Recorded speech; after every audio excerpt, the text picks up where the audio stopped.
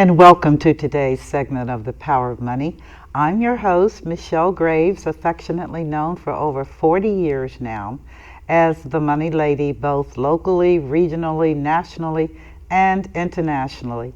As we speak, this program is telecast throughout the entire world, including 12 countries in Africa, Asia, Philippines, and of course the United States of America. And I'm honored and privileged to be able to be before all of you, my faithful viewers, for so many, many years.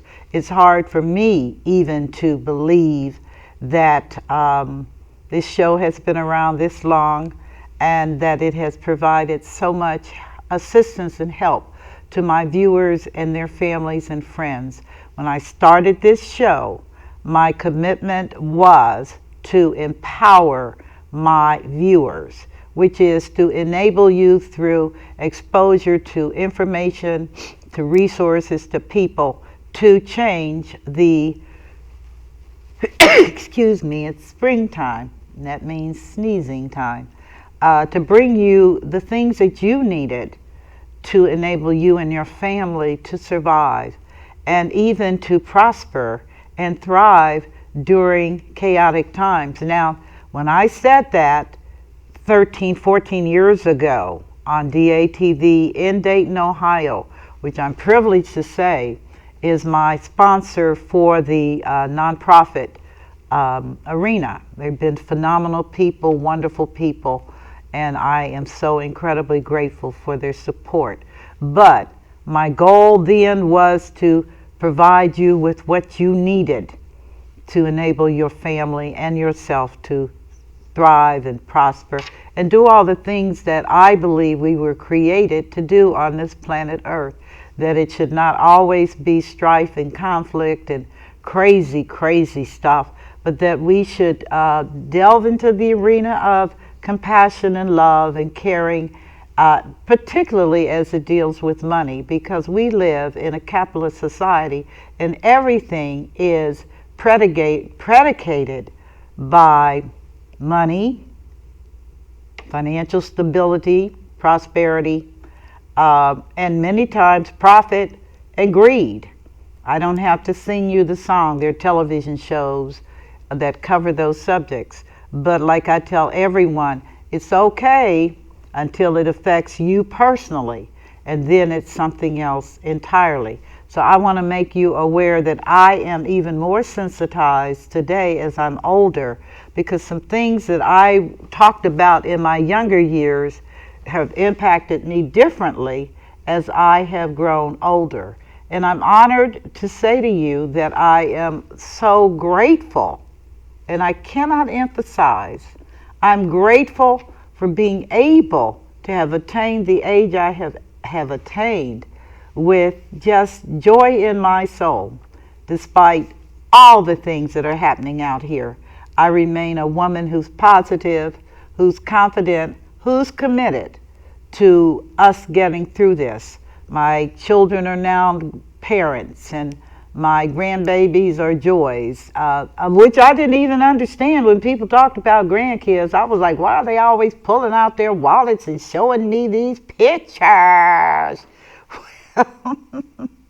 It's because they love their grandchildren, and it's because grandchildren pull on you in a different way that your children don't, okay? And it's not a criticism. I just tell my children, I'm going to always spoil them because they just are so wonderful to watch grow up and to become personalities. So I say all this as a backdrop to my subject matter this morning, which is not a good subject matter, but it is a necessary. It's kind of like eating sardines or artichokes or other things that you don't care for, Brussels sprouts. We're talking about the war in Iran. And as we speak on this day, in less than an hour, the U.S. is going to intervene on the Strait of Hormuz, which, if you listened to an earlier show I did, I talked about this before it was even on the public flashboard. I talked about strategically what was happening in that country that nobody seems to know much about, but you don't get by with that because that information you can get on your computer, you can do your chat GPT, you can get an entire economic framework of Iran. And I would that you did, because Iran is Persia. Okay, the Persian Gulf abuts Iran, which is Persia, which, for the record, if you haven't heard it once, you're going to hear it again. I said it much early on a previous show, because as an economic history person, of course, my background and credentialing is in international economics, but Persia is 5,000 years old. The United States is 250 years old. We are still in our diapers, and they have conquered and all of the other. And you need to know as a historical fact that the Persians were feared by all great empires. Why? Because they have a history of kicking butt. That's all I can say. But they are never the aggressor. They are always the responder, which means they don't bring it, but they're going to deal with it if it comes their way. And so it's important for you to know that in terms of strategic planning and military operations. Our military, they go to war college, they learn all this stuff. They know that Alexander the Great, who was a great military man, historically and factually, he did not go near them. No way. The Romans did not go near them. No way. The Assyrians, these are great. The Babylonian Empire, the Greeks, these people did not bother them. And there's a reason for that. And that reason has to deal with the brutality and the savagery of that nation state. They did not take prisoners. They killed everybody. If you came their way, because remember, they don't start it, but their motto is, we may not start it, but we are going to finish it. And if you have no sensitivity to what they've already told you and historically have proven, then you're just an idiot, period. And since most of the world is Europe and Asia and Africa, and very little of it deals with the Americas, Canada, US, Mexico, and South, these people are well acquainted.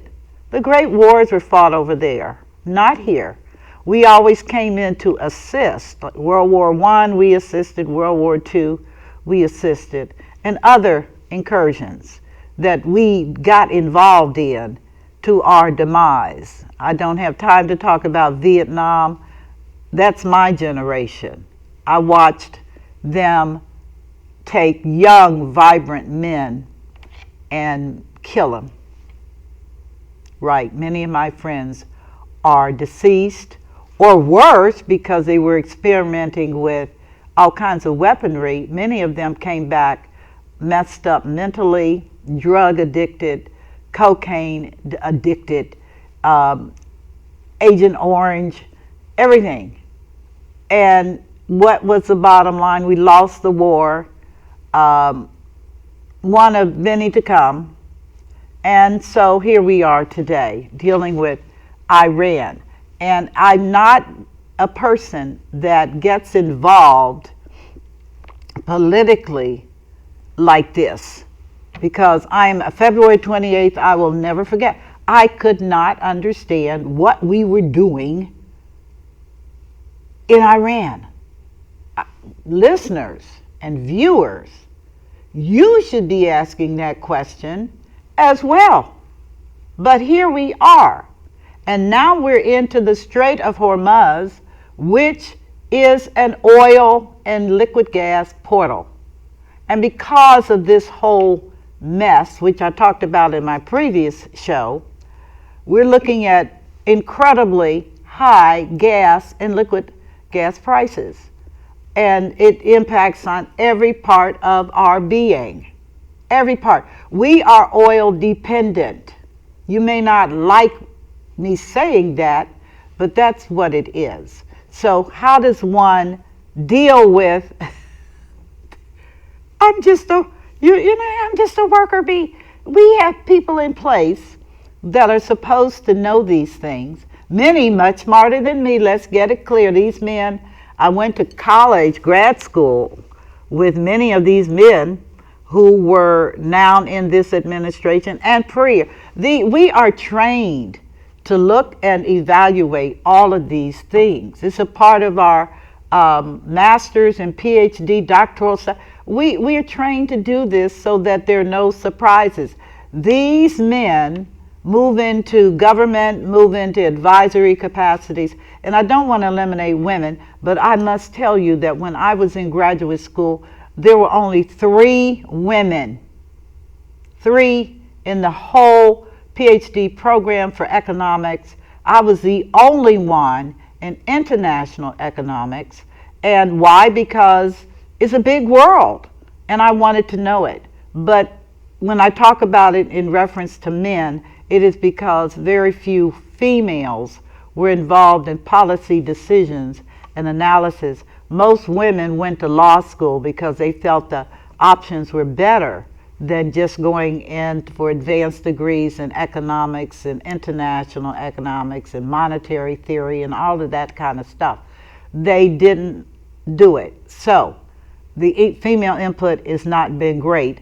I suspect that if it were, we would not necessarily have gone into this war in the manner that we did, which was as an ally, Netanyahu and Israel. Okay, not good. I'm not kidding you. Not even kind of good. Okay, just do your research. I'm not going to get into the politics of what I have spent most of my life looking at and commenting on, and being very, very unhappy. Because what you don't know, and I do know, is that that little country has done a whole lot, and it's not finished. And I don't know if the American people have the will and the desire to say, out. I do know this, and I'll tell you categorically, you cannot win a war with air power, dropping bombs, boom, boom. You can blow everything up and still lose the war, because a war has to be fought initially in the air, and then you got to have boots on the ground. You got to have men and women come in with guns, rifles, and everything, missile, and blow up things on the ground. Therefore, there will be casualties, okay, lots, because you cannot fight a war just in the air. It's just too expensive. The economics are not there. But, a missile versus a human being is cheaper to destroy lives than to crash aircraft. So the horrible truth of this war is that to be successful, you're going to have to send in troops. And that's when it begins to get super painful, because I will share with you the loss of a child. They reinstated the draft. Don't you see this? The loss of your grandchild, the loss of your child is not a pretty feeling. They don't get to come back. They take them while they're young, under 28. They're babies. And they don't take to go into the dark part of battle the seasoned men. They take the youngsters, fresh in the core, that's who they send into the battle zone. and they come back in boxes. This happens every single time. And you say to yourself, why? And I'm going to tell you why. Because the only people that really benefit from wars are the wealthy. They don't send their kids to war. Now, there was a time, John F. Kennedy went to war, World War. His father sent him to war. Father's a rich man, but his sons went to war. We don't have that going on today. The rich benefit financially. They're benefiting now. Oh my God, they're making so much money off of this oil challenge. And their kids are not out there killing anybody or even making an effort to wage a war that is, in my opinion, offensive and illegal. You do not go into other countries and just start bombing them. I mean, you don't do that. You don't kill children. You don't do that. Only barbaric people do that. And we have evolved, I thought, into a more compassionate world system that was concerned about climate issues, that was concerned about our children, making sure they got good education, making sure they came out of balanced environments. I actually thought that we were shifting with technology. I mean, despite all the negativity about AI, the advancement of humanity, the looking at equalization of people, this is where I actually thought we were headed, because our societies globally demanded everybody, and you have to know, I've been everywhere, everybody wants their children to get the best available. They love and are protective of their children. They're appalled at the things that go over in the United States. I mean, this whole Jeffrey Epstein has just blown like, what is going on with you all? You got to be kidding me. Those are children. Lock them up. Accelerate their demise. Help them along their journey to die. Really. People are appalled, offended, nauseated. And we should be. Oh my gosh, we should be. But then I have to remember that we have a legacy in this country of child brides. If you think I'm exaggerating, Google it, and you will find out that there are so many states that allow children, 10, 9, 8, to marry old men. In fact, in the state of Ohio, where I reside, they just passed a bill where you can't be a child bride anymore. But they've been child brides for a couple of 100 years. Yeah. So you got to know before you start screaming and hollering about this is sick. What is this all about? And you're going to be shocked to know that this is a part of our history in this country. Little girls being involved as wives, not girlfriends, wives to these men. The men buy them from the parents. So the question that rises up, and I don't mean to get off topic because we're talking about Iran, but I need you to understand the psychology of a nation that does this and why it's going to come back to us in the manner that it is. Okay? I'm just saying to you, get clear about it. I would hurt somebody that wanted to do that to my child and ask for my consent. And then, unbelievably, these parents gave consent. Why? Money. Why? Money. Why? More money. Come on. Stop it. Stop it. In the future, I'm going to do a whole documentary on child brides. Because if ever you needed to understand one thing, you need to understand that this is a country that has tolerated supported and encouraged little girls to become wives to grown men. 40-year-old man, 8-year-old girl, money. Ichabod. Horrible. But shifting back, come back to me. We're in Iran, a country that truly, they're so protective of their women, they won't even let the women go uncovered. And you say, that's so barbaric. Is it really? When you look at rapes, when you look at all the things that occur with women today, as in the case then. So, we've got a cultural challenge here because of their worldview and our worldview. And we've got 5,000 years versus 250 years. You've got a mature nation that has certainly made its mark on history versus a young nation that really, we haven't even been around that long, period. Our claim to fame came after World War II, where the world got parceled up and the United States took on the role as the protector of the world. We established over 2,000 bases, military. Why? To make sure they didn't do this stuff again.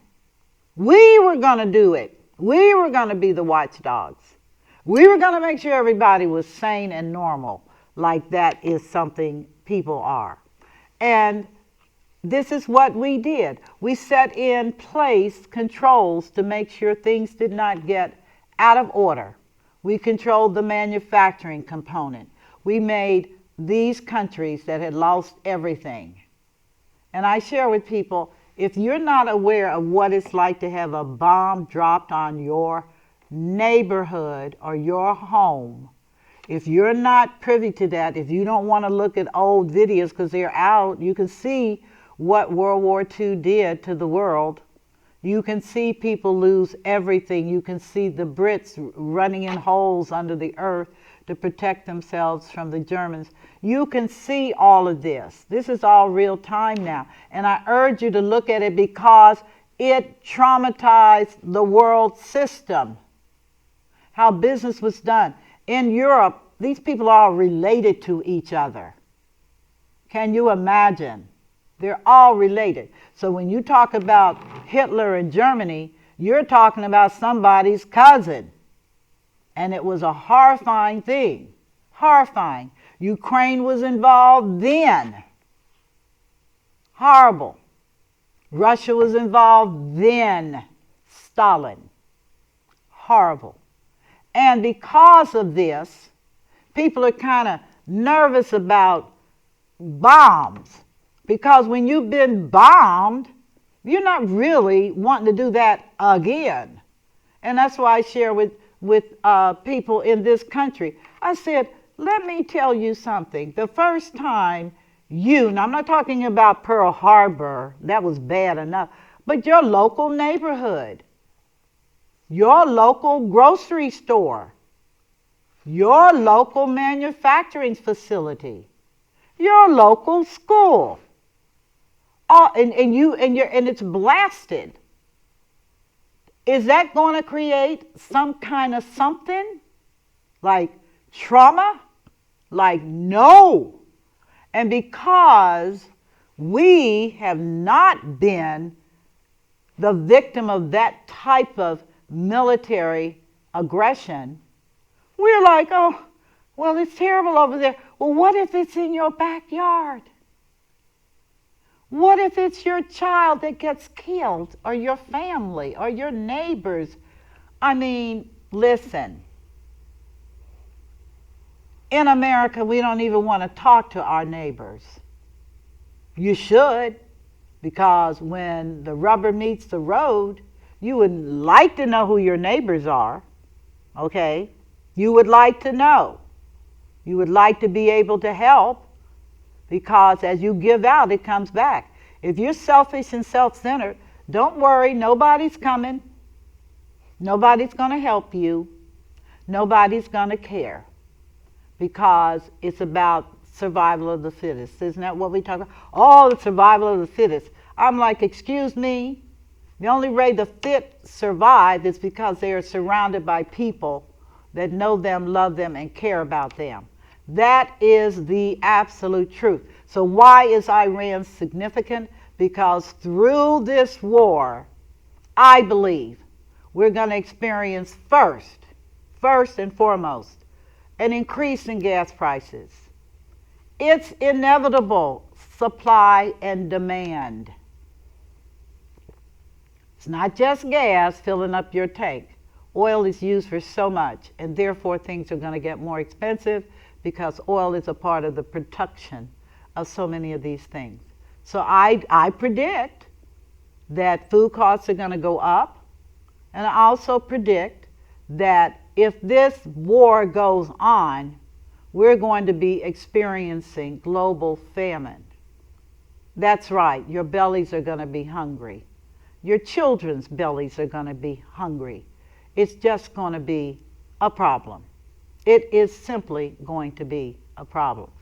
And we are going to experience something that we thought as a nation, America the Great, that we would never have people that were totally hungry and couldn't get food, go to the grocery store, and there's nothing on the shelves. Which, if you haven't gone lately, do yourself a favor and go. Go to the big box stores and see what their shelves look like. And before you choke, see what the price of the food is. Okay, I had a shock with peanut butter. I mean, seriously, peanut butter has always been pretty basic, but you're getting ready to get a real alert when you see what peanut butter costs. And while you're looking at peanut butter, look at crackers and look at everything else, including the price of bread, a half a loaf, not a full loaf, bread, and tell me something's not off. Okay, just tell me. And knowing that it's going to get worse should trigger something in you that says, I better do something. And you're right, because 3 years ago, I started telling people that if you don't start putting away things to take care of you and your family, that you were going to come up under a shock alert. So here we are, and as I look at the clock, I'm telling you that based upon the latest press from the U.S. has sent their naval fleet to block the Strait of Hormuz. And the Iranians have said, if you do that, it's just going to get worse.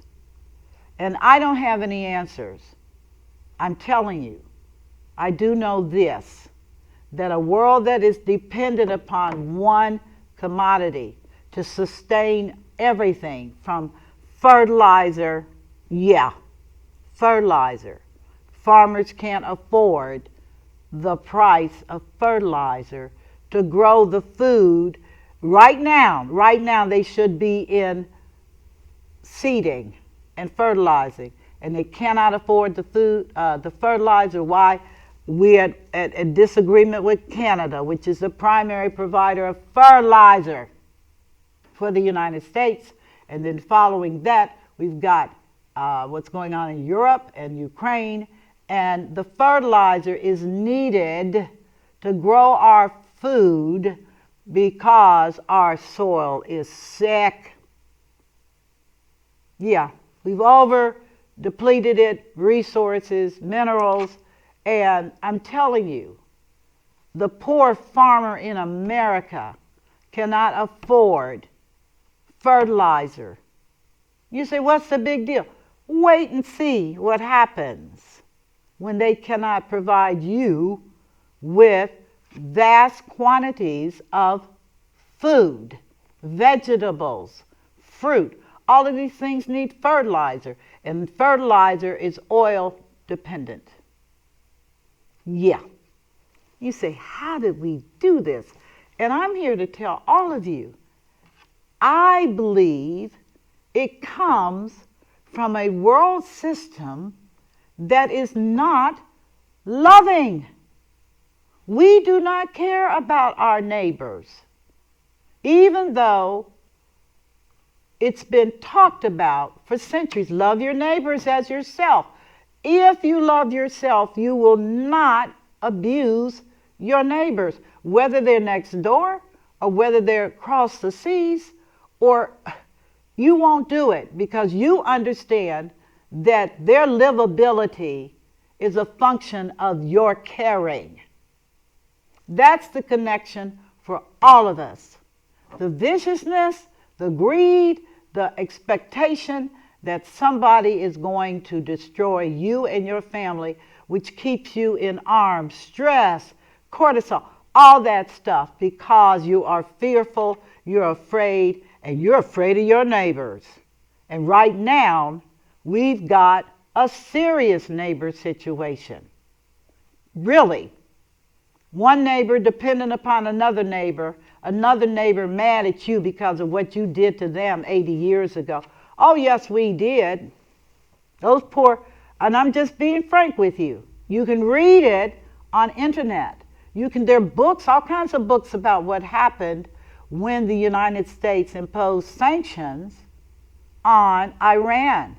Yeah, there was a man who was a monarch and a despot, the Shah of Iran. CIA bought off, paid for.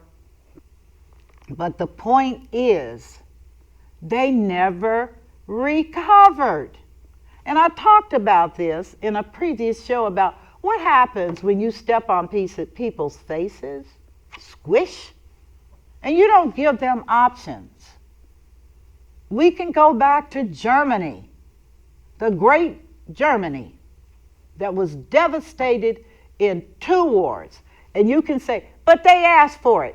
Who asked to be starved? Who asked to be maligned?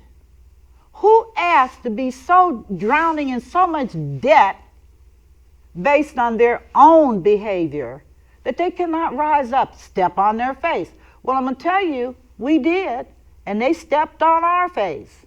And if we had dropped those bombs, we might be speaking German. This is the outcome of when families are at war, because ultimately we're all family. This is what is so hard for us to understand. I may be chocolate and you may be vanilla, but our DNA says we're family. Yeah, you don't like DNA? Talk to God about it. Because that's the story right there. We're all connected and intertwined. Different cultural experiences, different migratory patterns. We wound up in Sweden, one person wound up in Chile, migratory habits, behaviors. But at the bottom line, we're family. And right now, we are delighting in killing each other. And that is truly, in my estimation, diabolical. It says of people that don't understand who they are. You're worried about aliens. Don't worry about aliens. If they come, they're not staying. What? No. They're not staying. Why? Why should they? We kill each other. And that behavior is absolutely terrifying. Terrifying. So as I suggest to people in preparation for what is coming, that number one, if you haven't started a small garden, it's not too late. Get with it. Lettuce, tomatoes, things you're not going to see in a grocery store or even in the farmers markets, hopefully, but I'm not hoping. You can start a group garden where you all pull together your resources and grow things together. I've been a part, I'm not now, and I grow my food on my own property, but I was in the early stages of my gardening. I was partnering with people from all over the world that used the common gardens. I was dealing with Peruvians who can grow excellent squash, by the way. They've been doing it for a couple of thousand years.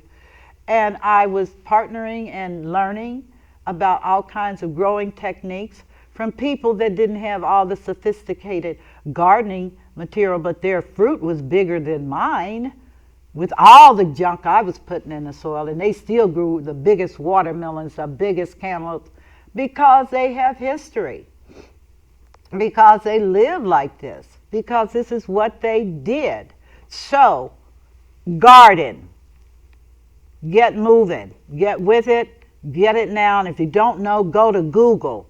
Go to YouTube. Oh, YouTube is an awesome platform for you to talk to other gardeners. If you're part of the Facebook family, join groups so that you can talk to people face to face and learn how to do this. Okay? That's immediate. You need to do that immediate. They've already told you from CNN on that a famine is coming, if not now, guaranteed. So do what you need to do to prepare yourselves.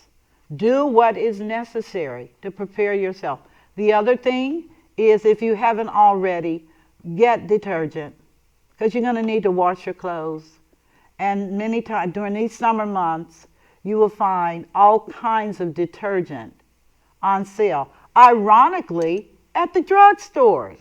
Not the retail, at the drugstores. Great buys. I mean, I bought for $1.29 the little packets. It was actually almost in that one packet, 40 little packets for $1.29. You can't beat that. And it's right there in front of you. Buy as much as you can afford. Buy some from your neighbor and have her pay you back. Again, it's about helping one another, period. Food banks, if you qualify. Why? Because that food is food that is basically not retail specific or retail available. So you can get carrots, you can get potatoes, you can get all kinds of things that can store. If you got a basement, use it. Store stuff. Other things that are off the chart and going to get worse, eggs. Why are eggs so expensive? Because the feed that you use for the chickens are oil specific. They need grain, but not necessarily. Chickens eat everything. I learned that from my daughter. She's got all kinds of chickens in a fabulous 3-story aluminum sided coop. And they eat what we eat in terms of vegetables. They love lettuce. They love carrots. They love fruits. They eat what we eat. So don't throw away food. If you have chickens, or if you don't, that's something that'll pay for itself many times over. Okay, since chicken eggs are $7.99 a dozen, and you go through them like Zoom, think about that. Or think about partnering with people that do chickens and have eggs and would want to maybe split with you profit for selling them to other people. This is not going to be fancy.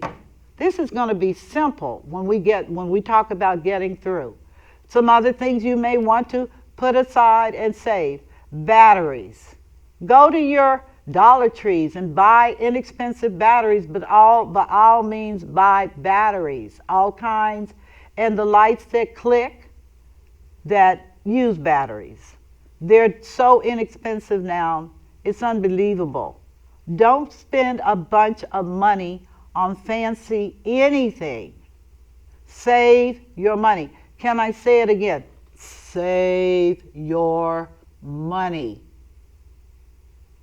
Turn off the TV if you cannot be disciplined about your spending activities for those super wonder, cooking, and all of that. Okay? The old way is the way. Look at how your grandmothers cooked.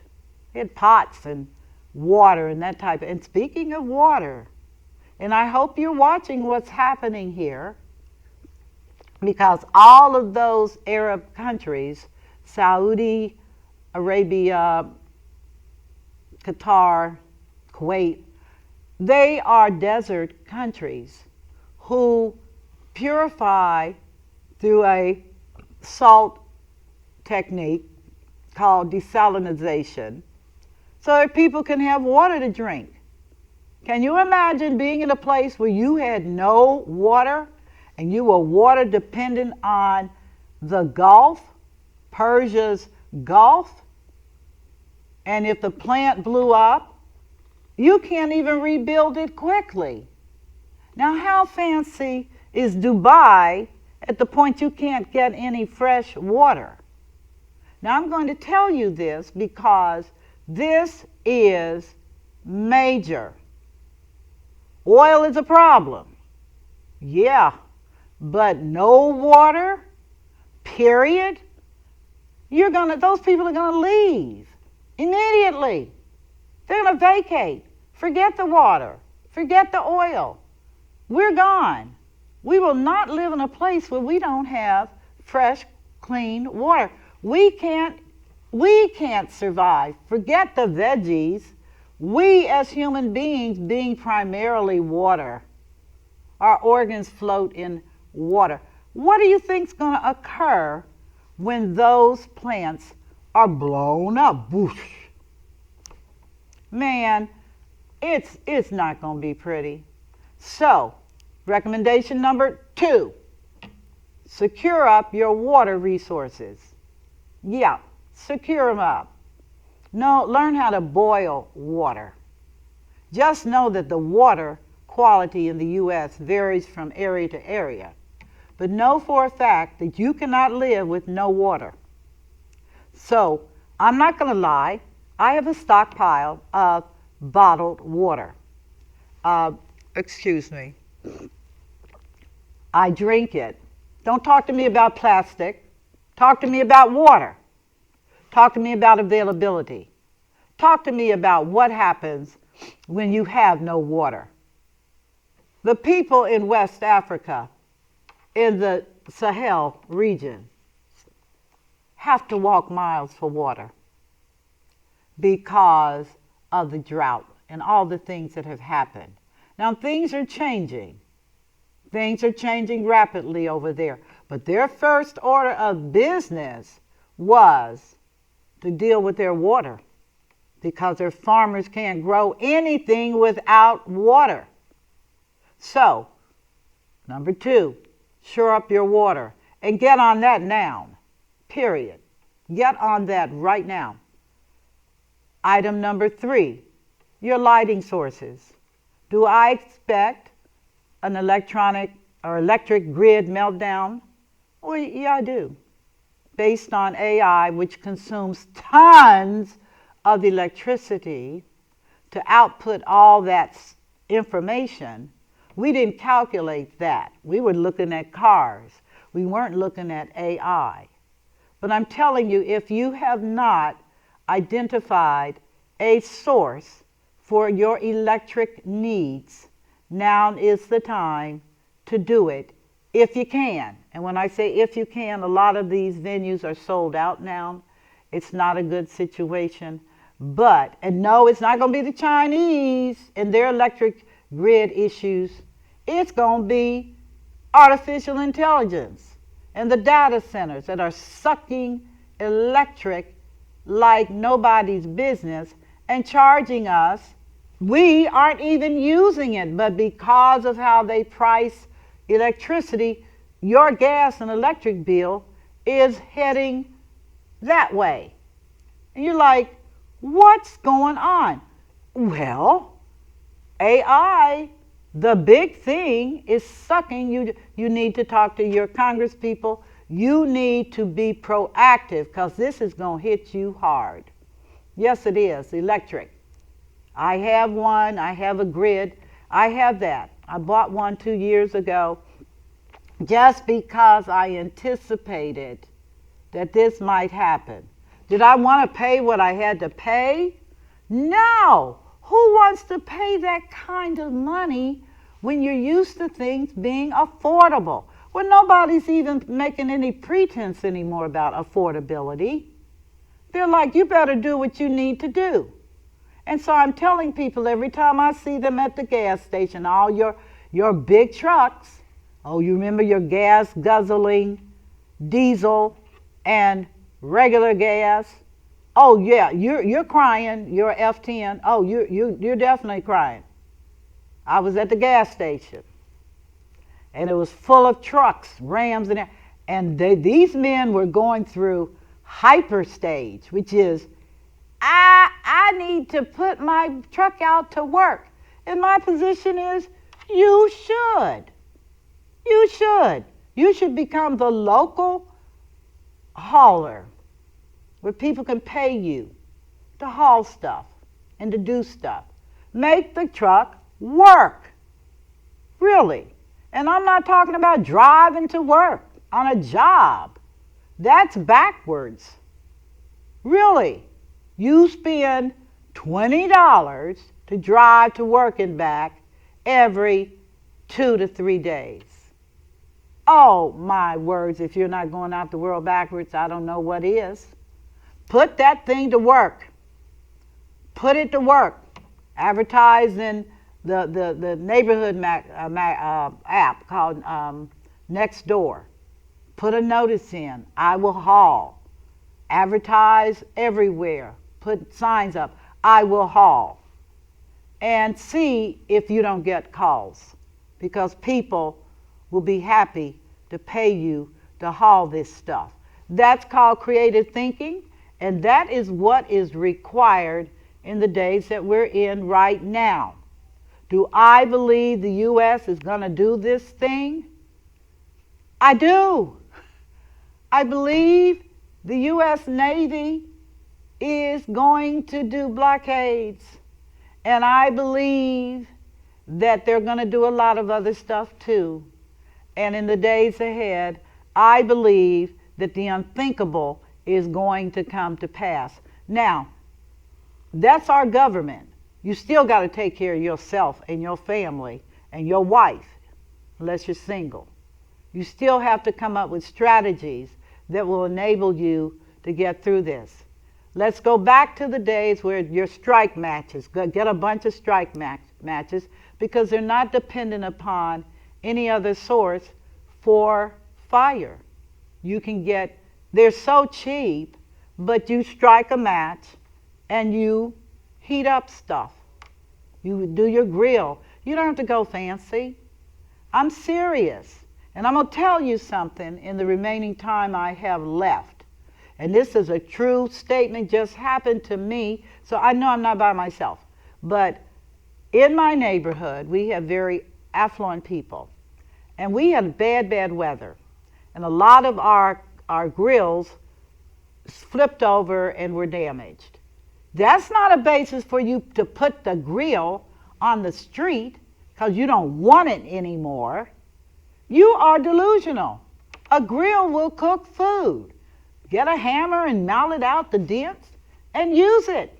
Or pay an older person to fix it.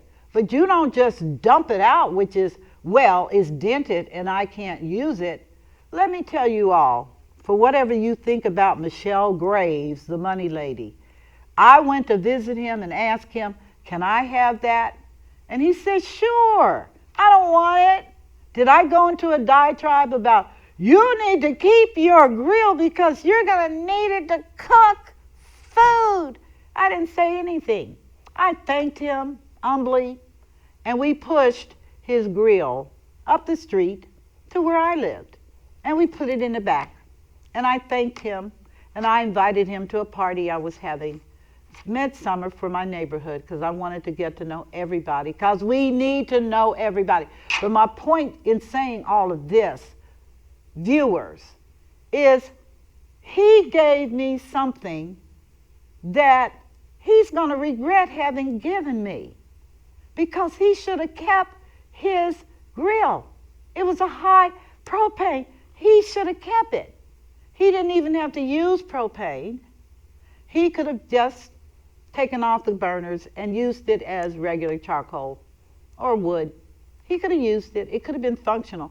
But because we have been so separated from the reality of what war means, sacrifices, I can't deal with it. We as Americans are looked upon as really babies in diapers. And because of that level of disrespect, which we are guilty as charged, including me, stuff I don't want to do. I don't want to walk. I don't want to do, but you must, or else you're going to die. Your body that's not exercised is going to die. Yeah, you need to do that for yourself. But again, because of the times we're in, and because of the adversary we're dealing with now, we have to move into a preparation mode right now. Everything that you need or want to need, you need to be about that right now. You should not dismiss this as a passing thing. This is going to be a long story. And in the end, and yeah, there will be an end. I hope it's not nuclear. Oh my God. I hope we don't have that going on. I mean, there are inklings. Oh yes. I mean, at the point you hate each other so much that you're willing to blow each other up forever. Oh my God. What do we do with people like that? How do we survive with that kind of thought process? I'm just making the inquiry. I don't have an answer. I've seen a lot. And what I've seen has made me very, very, very uncomfortable. It has. I'm going to challenge you to get rags and things that you can repeat, wash, and use. The paper towels are exquisite, a luxury. One-time garbage. You cannot recycle bounty. You use it and you dispose of it. But you can clean a rag. And the automobile places sell all of that. They really do, and it's cheap. So I'm leaving you today with just a few things for you to rethink. I'm not giving you all the answers. I've stated a fact. We are engaged in war. It may be 12 months. It may be 24 months. It may be a look back on Vietnam. It may not be. But the truth of the matter is during these difficult and challenging times, it is imperative that you begin to love your neighbor as yourself, that you begin to love yourself and your family and prepare accordingly. Do this and you'll thank me in 2 years. I didn't say immediate, but it sure enough is forming, and it's forming fast. Pray for our country. My God, pray for our country. And if you don't know God, get to know Him. Okay? Get to know Him. However you want to get to know Him. Because you cannot save yourself and have everybody else die. That's not the way it's going to play out. We all are in this together. We all come out of this together. All of us.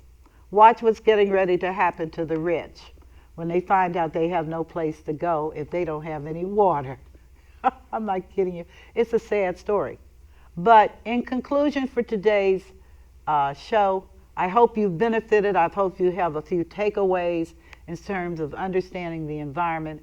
And again, I thank you for the opportunity that you've given me to talk to you about such a serious issue as this war we're currently in with Iran. I thank you kindly from the depths of my heart that you have begun to really settle down. Stop spending money. Stop buying things that don't have immediate resale value if you need to cash in. Let it go. Nobody's going to care what you look like when everybody's under stress. Nobody. I'm serious. We got so much stuff, it's not funny.